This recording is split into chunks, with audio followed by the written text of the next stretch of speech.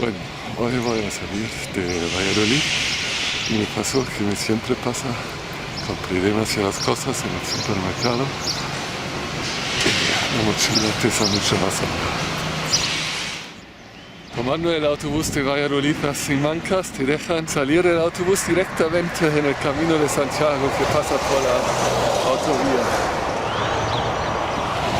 Y el castillo de Simancas está al otro lado. Ich habe es nicht gewagt, von Valladolid aus einfach nach Westen zu marschieren und darauf zu hoffen, irgendwann einen gelben Pfeil zu sehen. Der Ruhetag in Valladolid hat schon wieder meinen Rhythmus gestört. Es ist fast so, als würde ich von neuem beginnen. Ich habe keine große Lust, mich wieder in die Einsamkeit zu werfen, aber es hilft nichts und hier bin ich. Mir scheint, dass hinter mir irgendjemand ist, aber es ist äußerst unwahrscheinlich, dass es sich dabei um einen Pilger handelt. Ich bin schon fest davon überzeugt, dass der Madrider Jakobsweg der einsamste Weg überhaupt ist, dass die Leute hier nur im Sommer unterwegs sind. Aber nach einer Weile schließt Santiago zu mir auf, ein Pilger aus Madrid. Fast scheint es, als hätte Santiago, also Jakobus der Ältere, meine Wünsche erhört. Die 7 Kilometer von Simancas nach Sigüenzuela vergehen im Nu, wenn man dabei mit einem anderen Menschen redet. In Sigüenzuela gibt es eine Pilgerherberge im ehemaligen Wohnhaus des Dorflehrers. Der Herbergsvater gibt uns einen Stempel und erzählt, dass 2 Pilger in seiner Herberge übernachtet haben. Ich kann es nicht glauben, dass es plötzlich so viele Leute auf dem Weg geben soll. Acabo de conocer al primer peregrino en este camino. Creo que se llama Santiago, es de Madrid. Pero se ha quedado aquí en este pueblo para buscarse un bar para tomar algo. Mir geht's ziemlich gut und ich laufe weiter, während Santiago schon 13 Kilometer gelaufen ist. Vermutlich wird er mich im nächsten Dorf wieder einholen, wo ich mir eine sehr interessante Kirche ansehen will.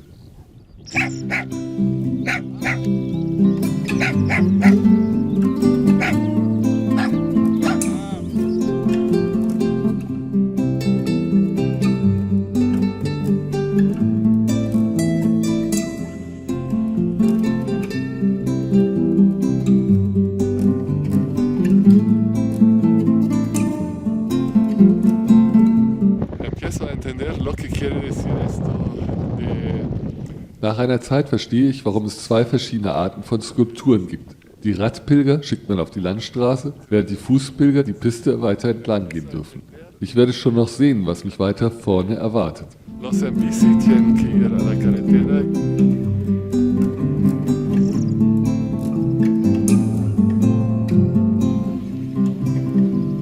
En el fondo ya se puede ver un pueblo. Supongo que es el único pueblo en España cuyo nombre empieza con una doble V.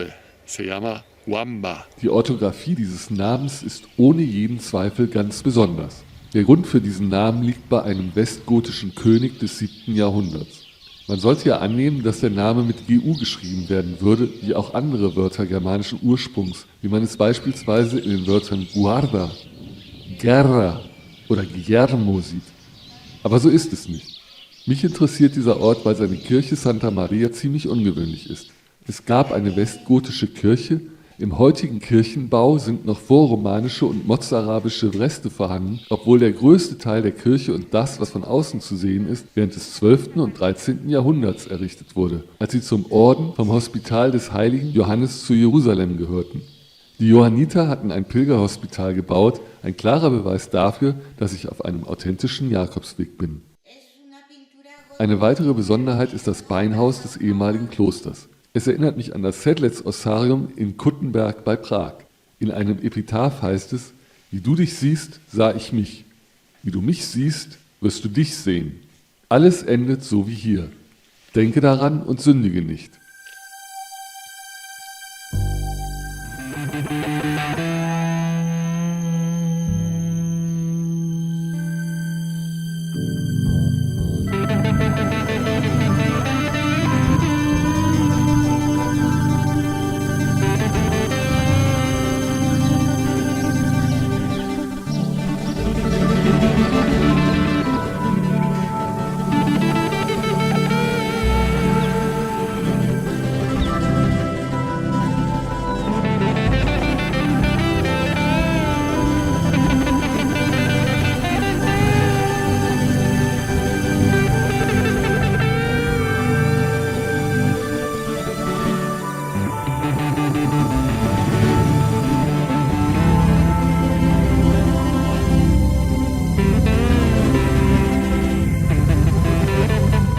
etapa de hoy hay muy pocas flechas amarillas y a veces es un poco complicado.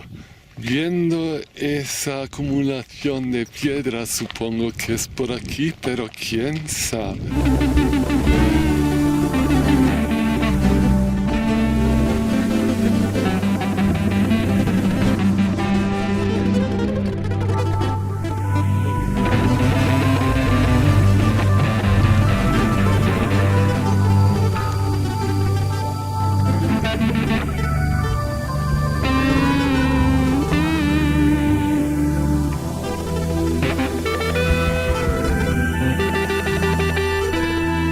Por fin una flecha.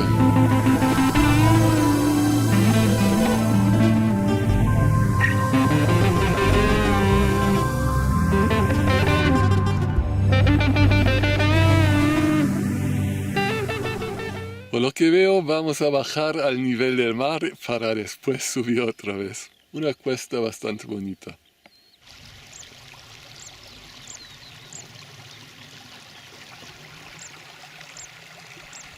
Si toda esta valle ha sido el trabajo de este arroyo aquí, prefiero no saber cómo será en tiempos de lluvia.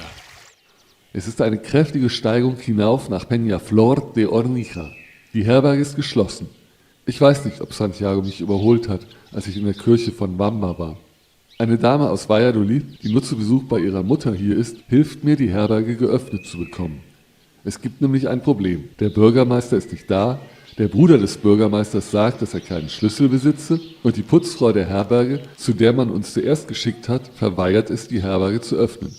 Zuerst behauptet sie, keinen Schlüssel zu haben. Danach sagt sie, sie könne die Verantwortung nicht übernehmen, da sie eine Ausländerin sei. Später, meint sie, wiesen ihr dann alle die Schuld zu. Es ist mühselig. Als Santiago gegen 6:30 eintrifft, ist die Herberge aber schon offen.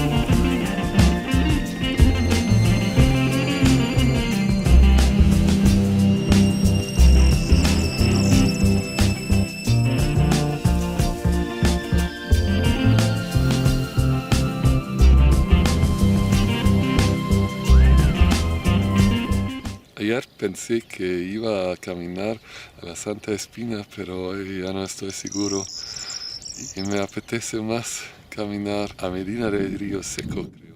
Die Etappe zum Zisterzienserkloster in Santa Espina ist zu kurz, um sie dort zu beenden. Es wäre mithin ein ziemlicher Umweg. Nach einer langen Etappe von Puente Duero wäre es ein perfektes Ziel, auch nach einer mittleren von Ciguenuela aus. Encinas por un lado y pinos por el otro. Para esto necesitan encinas. Santiago schlief noch, als ich die Herberge verließ und der Reinigungsfrau den Schlüssel zurückbrachte, die mich mit zornerfüllten Augen und ohne etwas zu sagen ansah.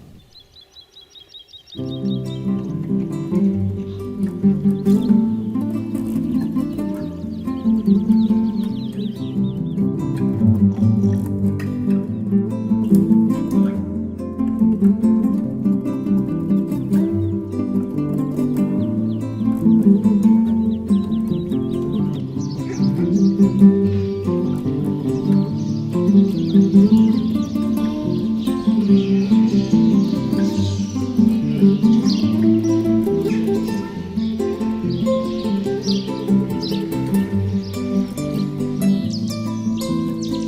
dijo el chico que estaba limpiando el albergue de Castromonte que habían dormido allí 2 peregrinos. Ayer 1, hoy 2.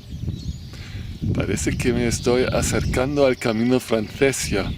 Es war beinahe ein Zufall, dass mir Santiago überhaupt am gestrigen Tag über den Weg gelaufen ist. Er erzählte mir, dass Arturo, der Herbergsvater in Puente Duero, ihn wortwörtlich um 8 Uhr morgens geweckt und aus der Herberge geworfen habe, weil er sie schließen und wegen eines wichtigen Termins zurück nach Valladolid wollte. Man sieht, dass Santiago auf diesem Weg noch nicht seinen Rhythmus gefunden hat. Aber es ist auch schwierig, ihn in so kurzer Zeit zu finden. Er legt den Madrider Jakobsweg in Stücken von 4 bis 5 Tagen zurück. Sobald er ein langes Wochenende Zeit hat, kehrt er dorthin zurück, wo er ihn das letzte Mal verlassen musste. Im letzten Herbst hat er ihn angefangen, jetzt ist er zum 3. Mal hier. Es ist tatsächlich auch insgesamt sein erster Camino. Er kennt den Camino Frances noch gar nicht.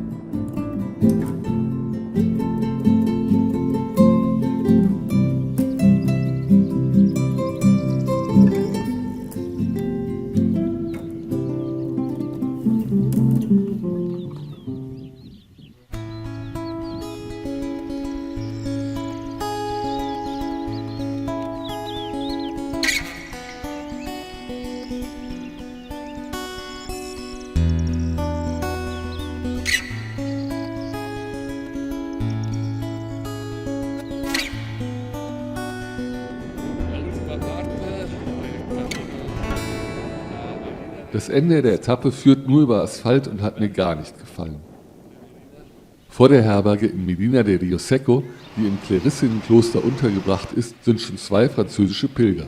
Es handelt sich um die beiden Pilger, die die Herbergsväter in Sigunuela und in Castromonte bereits erwähnt hatten. Ebenfalls anwesend ist ein Pärchen aus Argentinien, das in Madrid wohnt. Die beiden sind jedoch schon gestern angekommen und werden heute mit dem Bus nach Hause fahren, weil sie Probleme mit ihrem Knöchel hat und nicht mehr laufen kann. Das ist sehr schade, weil die beiden sehr nett sind. Ich habe den ganzen Nachmittag Zeit, um Medina de Rioseco zu erkunden. Es ist eine kleine Stadt, in der vor allem die alten Häuser mit ihren kastilischen Säulengängen auffallen, die ich schon rund um die Plaza Mayor in Valladolid gesehen habe. Abgesehen von einer Jakobuskirche und einer Marienkirche gibt es noch den Kanal von Kastilien, von dem ein Arm hier endet und der deshalb hier einen beeindruckenden Binnenhafen für den Getreidetransport aufweist.